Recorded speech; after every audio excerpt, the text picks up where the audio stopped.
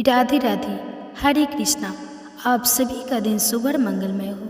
आज की इस वीडियो में हम जानेंगे खास और चमत्कारी एकादशी उत्पन्ना एकादशी को कहा जाता है। इस साल 2025 में पड़ने वाली उत्पन्ना एकादशी के दिन बेहद ही दुर्लभ संयोग बन रहे हैं, क्योंकि इस बार की उत्पन्ना एकादशी 111 सालों के बाद पड़ने वाला है। इस दिन कई तरह के दुर्लभ संयोग बन रहे हैं और साथ ही एक बेहद ही खास राजयोग का निर्माण हो रहा है।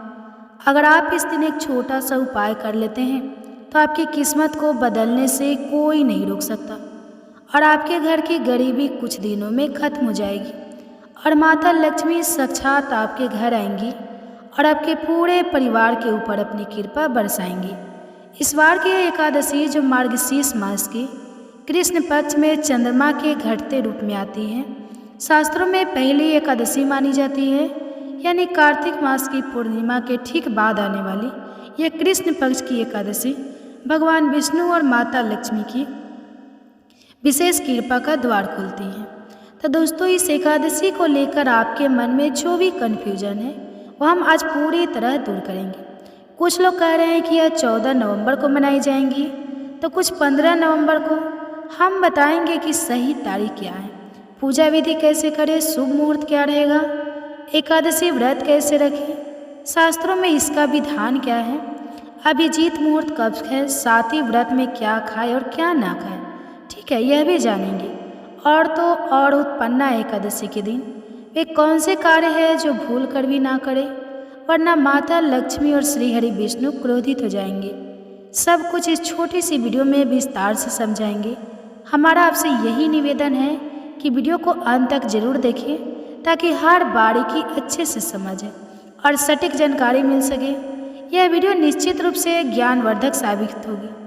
भक्तों, पूज्य गुरु जी ने अपनी विष्णु सहस्त्र नाम कथा में उत्पन्ना एकादशी के बारे में कुछ विशेष नियम और उपाय बताए हैं। जो मनुष्य इस दिन इनका पालन करता है उसके घर में इतनी धन दौलत आती है कि संभालना मुश्किल हो जाता है। घर की तरक्की होने लगती है, रुपया पैसा हमेशा आता रहता है और टिकता भी है, ठीक है। अगर हम उत्पन्ना एकादशी के महत्व की बात करें तो हिंदू धर्म में इसका अत्यधिक महत्व बताया गया है। यह व्रत बहुत पुण्यदायी माना गया है। जो भक्त इसे श्रद्धा और विधि पूर्वक करते हैं उन्हें पापों से मुक्ति, जीवन में कल्याण और स्वर्ग लोक की प्राप्ति का अवसर मिलता है। शास्त्रों में कहा गया है कि इस व्रत की शुरुआत से ही एकादशी व्रतों की श्रृंखला सुचारू रूप से चलने लगती है, यानी यह व्रत श्रृंखला की आरंभिका मानी गई है। इससे भगवान विष्णु और माता लक्ष्मी का आशीर्वाद आपको सीधे प्राप्त होगा। तो चलिए आप जानते हैं कि उत्पन्ना एकादशी कब है और शुभ मुहूर्त क्या रहेगा। उसके बाद पूजा विधि पर विस्तार से चर्चा करेंगे। तो देखिए दोस्तों, आगे बढ़ने से पहले अगर आप भी चाहते हैं कि लक्ष्मी माता का आशीर्वाद आप पर बना रहे तो इस वीडियो को एक लाइक करें और आपके अपने चैनल को सब्सक्राइब कर लें और कमेंट बॉक्स में जय लक्ष्मी माता जरूर लिखें। और साथ ही आप अपनी राशि को कमेंट बॉक्स में जरूर लिख दें, क्योंकि हम राशि से जुड़ा भाग्य भी बताते हैं और भाग्य में चल रही परेशानियों को तत्काल दूर करने के लिए आसान से आसान उपाय भी बताते हैं। इसलिए आप अपनी राशि कमेंट बॉक्स में जरूर लिख दें। तो चलिए दोस्तों, आपकी जानकारी के लिए बता दें कि उत्पन्ना एकादशी का व्रत भगवान श्री हरि विष्णु तथा माता लक्ष्मी की कृपा प्राप्त करने के लिए रखा जाता है। यह व्रत अत्यंत पवित्र और पुण्यदायक माना गया है, क्योंकि इसी दिन एकादशी देवी का प्रकट हुआ था जिन्होंने असुरों से देवताओं की रक्षा की थी। उत्पन्ना एकादशी मार्गशीर्ष मास के कृष्ण पक्ष में आने वाली एकादशी है, जो पापों का नाश करने वाली और मोक्ष प्रदान करने वाली मानी जाती है। इस दिन श्रद्धापूर्वक व्रत, उपवास, पूजा, भजन, कीर्तन तथा भगवान विष्णु के नाम का स्मरण करने से सभी कष्टों का नाश होता है और मनुष्य के पिछले जन्मों के पापों का क्षय हो जाता है। कहा गया है कि जो व्यक्ति इस व्रत को श्रद्धा और नियम पूर्वक करता है उसे न केवल सांसारिक सुख संपत्ति मिलती है बल्कि विष्णु लोक की प्राप्ति भी होती है। माता लक्ष्मी इस दिन अपने भक्तों के घर में अस्थायी रूप से निवास करती है, इसलिए यह व्रत धन, सौभाग्य और समृद्धि की प्राप्ति के लिए भी विशेष रूप से फलदायी होता है। उत्पन्ना एकादशी 2025 में शनिवार 15 नवंबर को पड़ रही है। यह मार्गशीर्ष मास के कृष्ण पक्ष की एकादशी है, जिसे भगवान श्री हरि विष्णु और माता लक्ष्मी की कृपा प्राप्त करने वाला अत्यंत पवित्र व्रत माना जाता है। इस दिन भक्तजन सुबह ब्रह्मा मुहूर्त में स्नान करके शुद्ध वस्त्र धारण करते हैं और भगवान विष्णु की विधि पूर्वक पूजा करते हैं। इस वर्ष उत्पन्ना एकादशी व्रत का शुभारंभ 15 नवंबर शनिवार की प्रातः काल से किया जाएगा। पूजा का सबसे शुभ समय अभिजीत मुहूर्त रहेगा, जो प्रायः दिन में 11:45 से दोपहर 12:30 तक रहेगा। इस दौरान भगवान विष्णु की पूजा, मंत्र जाप और दीपदान करना अत्यंत मंगलकारी माना गया है। एकादशी तिथि का आरंभ 14 नवंबर की रात लगभग 10:02 से होगा और इसका समापन 15 नवंबर की रात 8:40 के आसपास होगा। अतः व्रतधारी जन 15 नवंबर को पूरे दिन व्रत रखकर भगवान की आराधना करें। व्रत का पारण यानी व्रत खोलना द्वादशी तिथि अर्थात 16 नवंबर 2025 रविवार की प्रातः 6:40 से लेकर 8:50 तक के बीच शुभ माना गया है। इस समय फलाहार या दूध दही से पारण कर भगवान विष्णु को धन्यवाद देना चाहिए।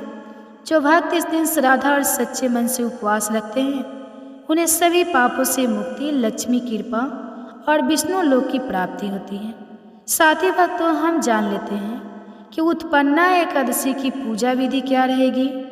जो महिला या पुरुष एकादशी का व्रत रख रहे हैं, अपनी व्रत की सफलता के लिए भगवान विष्णु और माता लक्ष्मी का आशीर्वाद प्राप्त करने के लिए सच्चे मन से व्रत रखते हैं और पूजा पाठ करते हैं, तो अवश्य ही फल की प्राप्ति होती है। तो चलिए पूजा विधि के बारे में सब कुछ जान लेते हैं, ठीक है। तो नियमों को सुबह से शाम तक बिल्कुल ध्यानपूर्वक सुनना है, ताकि आपसे कुछ भी जानकारी छूट ना जाए। तो चलिए सब कुछ जान लेते हैं।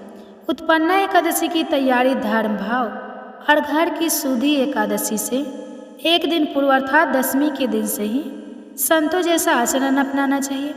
पूरे घर को स्वच्छ कर ले, पूजा स्थल को शुद्ध करें, तुलसी का पौधा और भगवान विष्णु की मूर्ति या चित्र को साफ कपड़े से पोंछकर पवित्र स्थान पर स्थापित करें।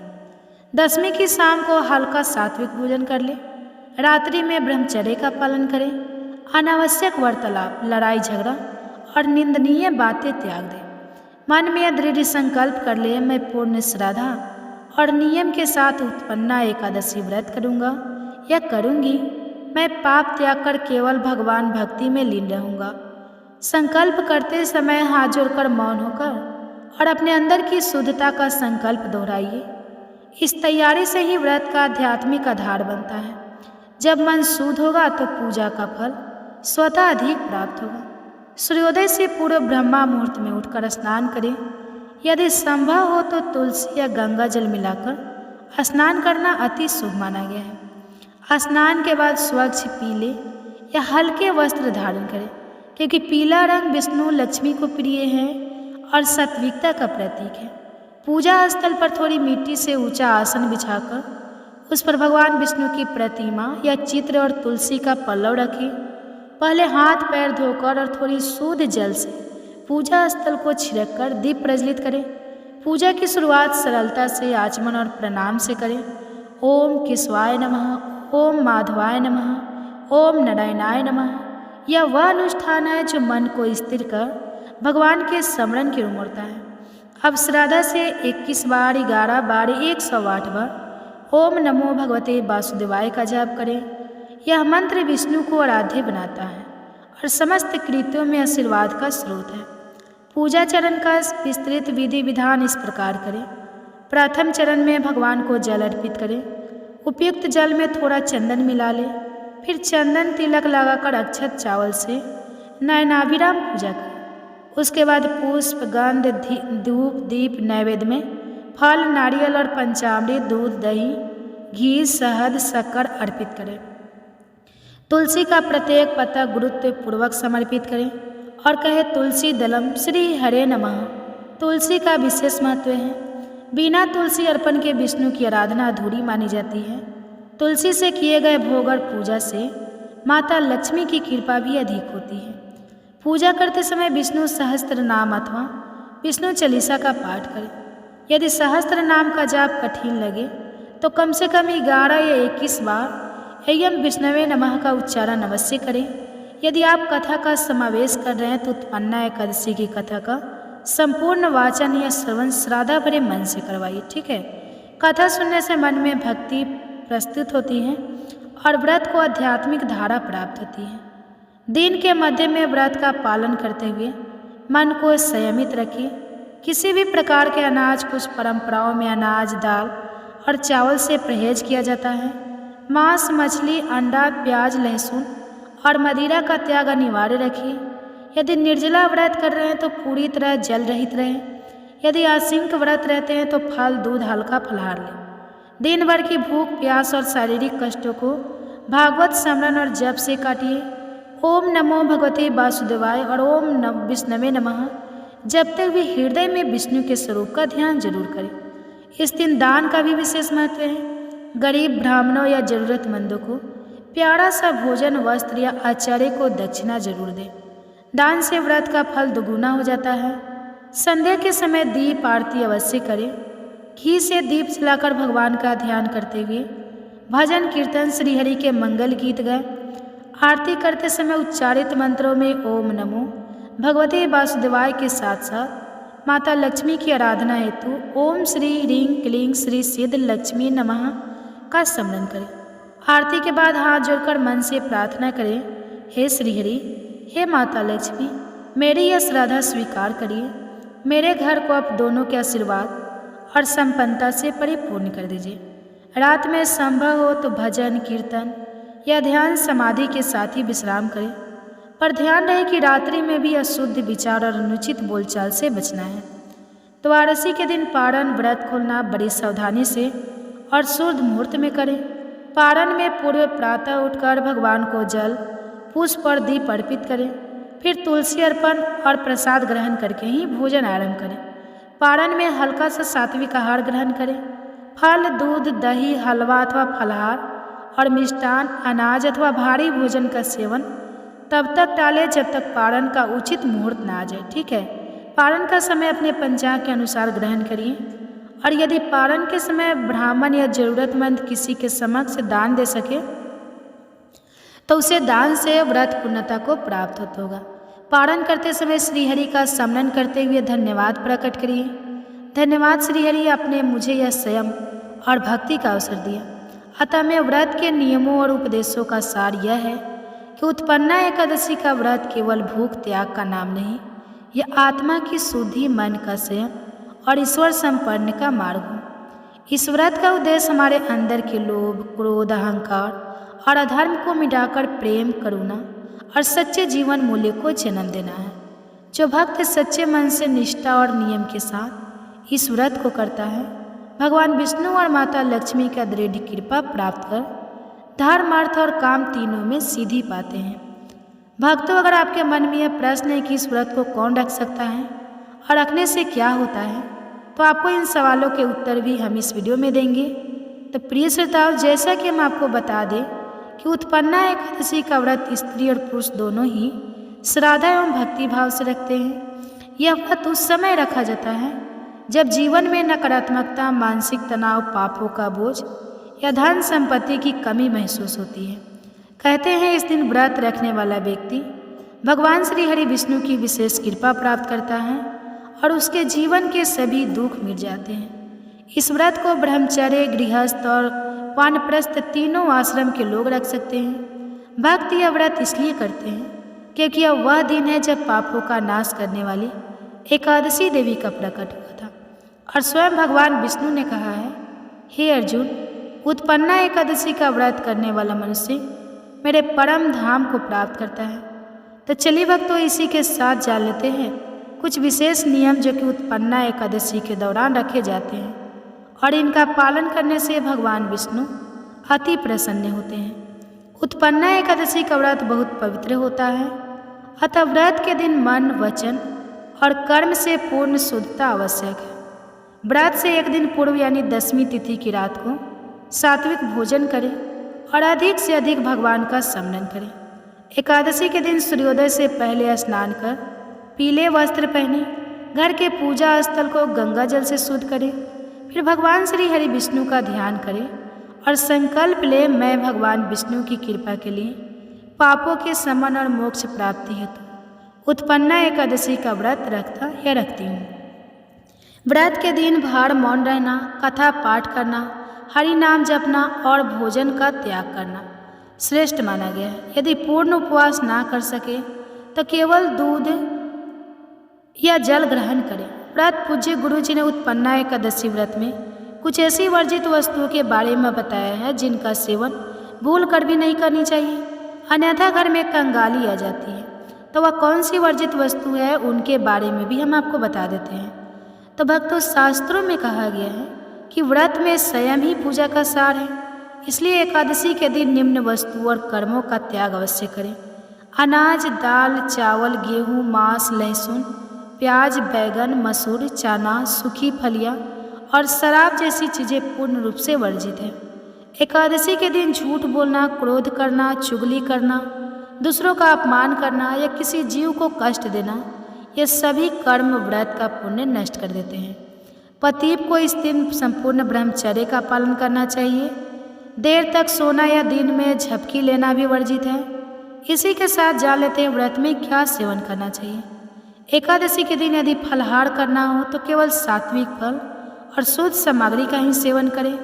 फल केला, सेब, अमरूद, नारियल, खजूर या मौसमी फल, पेय पदार्थ, दूध, दही, नींबू, जल, नारियल जल या गंगा जल मिश्रित जल, अन्य सामग्री साबूदाना, सिंगारे का आटा, राजगीरा, आलू, कुत्तू का आटा, सेंधा नमक का प्रयोग कर उपवास भोजन बना ले। ठीक है, इस दिन कोई भी अन्य दाल या मसूर दाल भोजन ना करें। भोजन से पहले भगवान को भोग लगाकर प्रसाद रूप में ग्रहण करें। तो भक्तों, जब सृष्टि की रचना के आरंभिक समय में अधर्म, पाप और अराजकता का अंधकार पृथ्वी पर फैलने लगा था, तब देवताओं ने भगवान श्री हरि विष्णु से प्रार्थना की, हे प्रभु, पापों से ग्रस्त मानवता को कैसे मुक्ति मिले? लोग भोग और मोह में डूबे हैं, उन्हें धर्म और भक्ति का मार्ग कौन दिखाए? तब भगवान श्री हरि विष्णु ने अपने तेज से एकादशी देवी का उत्पन्न किया। यही कारण है कि इस दिन को उत्पन्ना एकादशी कहा जाता है, यानी वह एकादशी जिसने जन्म लिया, उत्पन्न हुई। एकादशी देवी का जन्म भगवान विष्णु के शरीर से हुआ था। वह धर्म की पुत्री और पापों की संहारक कही गई है। भगवान विष्णु ने कहा है, हे देवी, तुम मेरे भक्तों के पापों का नाश करोगी और जो तुम्हारे दिन मेरा स्मरण करेगा उसका उद्धार होगा। इसलिए भक्तों, उत्पन्ना एकादशी का व्रत रखने का मुख्य कारण यह है कि इस दिन पापों का नाश होता है, आत्मा पवित्र होती है और मनुष्य को पूर्ण जन्म के चक्र से मुक्ति मिलती है। व्रत के पीछे का भाव और आध्यात्मिक उद्देश्य। उत्पन्ना एकादशी का व्रत केवल उपवास नहीं है, यह आत्म संयम, साधना और भक्ति का पर्व है। इस व्रत के पीछे यह गहन भाव है कि जब मनुष्य अपने इंद्रियों, वाणी और विचारों पर नियंत्रण रखता है, तब उसके भीतर छिपा दिव्य तेज प्रकट होता है। इसलिए एकादशी व्रत का अर्थ केवल भोजन त्यागना नहीं, बल्कि पाप, क्रोध, लोभ, द्वेष और अहंकार का त्याग करना है। इस दिन व्रत रखने से व्यक्ति के पूर्वजों की तृप्ति मिलती है, देवता प्रसन्न होते हैं और स्वयं भगवान विष्णु भक्त के जीवन में प्रवेश कर लेते हैं। शास्त्रों में कहा गया है, एकादशी व्रत सर्वश्रेष्ठ है। यह सभी तीर्थों से बढ़कर यज्ञों से भी श्रेष्ठ है। इसलिए इस दिन भूल कर भी व्रतधारी को कुछ विशेष गलतियां हैं जिन्हें करने से बचना चाहिए, अन्यथा व्रत का कोई फल प्राप्त नहीं होता, उल्टा पाप लग जाता है। तो चलिए भक्तों, जान लेते हैं उन गलतियों के बारे में जो कि भूल कर भी एकादशी व्रत के दौरान नहीं करना है। भक्तों, अब आप अत्यंत ध्यानपूर्वक सुनिए, क्योंकि यह बात उतनी ही गूढ़ और महत्वपूर्ण है जितनी स्वयं व्रत के उत्पन्ना एकादशी का व्रत जितना पुण्यदायक है, उतना ही संवेदनशील भी। क्योंकि यदि इस पवित्र व्रत के दौरान कुछ गलतियां अनजाने में भी हो जाए तो व्रत का संपूर्ण फल नष्ट हो जाता है और पुण्य की जगह पाप लग जाता है। शास्त्रों में कहा गया है कि अशुद्ध आचरण से किया गया व्रत बिना तेल के दीपक की तरह है, जो जलता तो है पर प्रकाश नहीं देता। इसलिए हे धर्म प्रियजनों, उत्पन्ना एकादशी के दिन निम्न भूले भूल कर भी ना करें। सबसे पहली भूल होती है मन की अशुद्धि।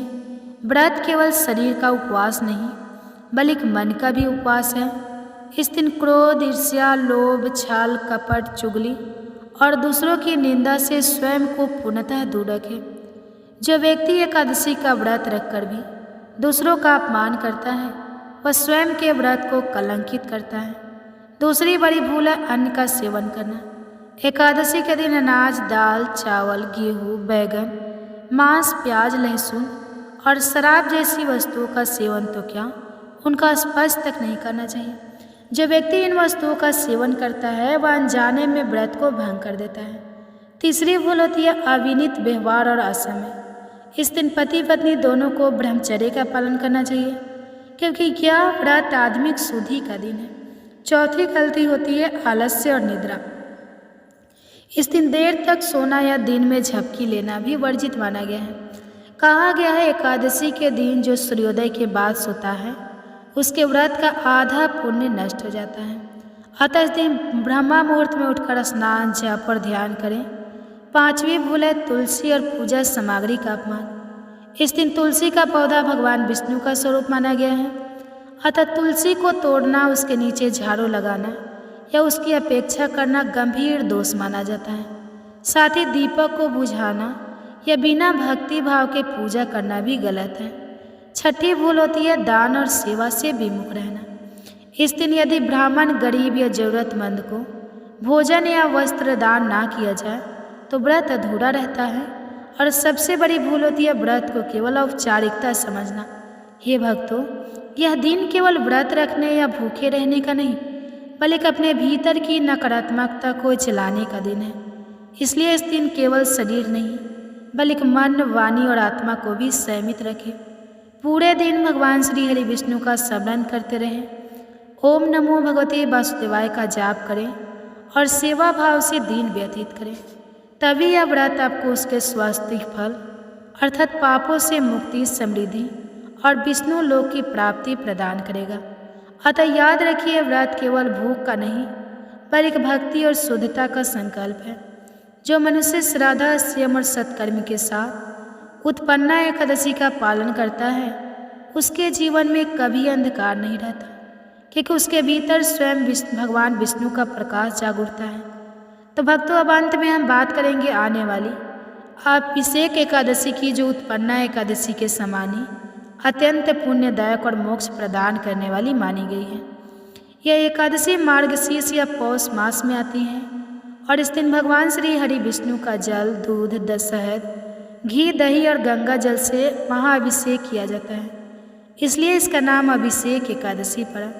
शास्त्रों में वर्णन मिलता है कि जो व्यक्ति इस एकादशी पर प्रभु विष्णु का अभिषेक करता है उसके जीवन के समस्त पाप, दुख और क्लेश उसी क्षण जलकर भस्म हो जाते हैं। इस दिन का व्रत रखने से मनुष्य को जन्म जन्मांतर के कष्टों से मुक्ति मिलती है, दरिद्रता समाप्त होती है और घर में धन, सुख और शांति का वास होता है। भगवान विष्णु की कृपा से घर में कभी कोई नकारात्मक शक्ति प्रवेश नहीं करती। भक्तजन इस दिन पूर्ण श्रद्धा के साथ ओम नमो नारायणाय नमः और ओम नमो भगवते वासुदेवाय मंत्रों का जाप करते हुए जल, तुलसी और पंचामृत से प्रभु का अभिषेक करें। भक्तों, यह तमाम जानकारी जन रुचि को ध्यान में रखकर दी जा रही है। वास्तु शास्त्र के उपाय को अपनी आस्था और विश्वास पर आजमाएं। हमारा चैनल इस वीडियो के द्वारा किसी भी प्रकार का कोई दावा नहीं करता है। आज की जानकारी अगर आपको पसंद आई हो तो इस वीडियो को एक लाइक करके आपके अपने चैनल को सब्सक्राइब कर लें और बेल आइकन नोटिफिकेशन को ऑन कर लें। ठीक है। जय माता दी।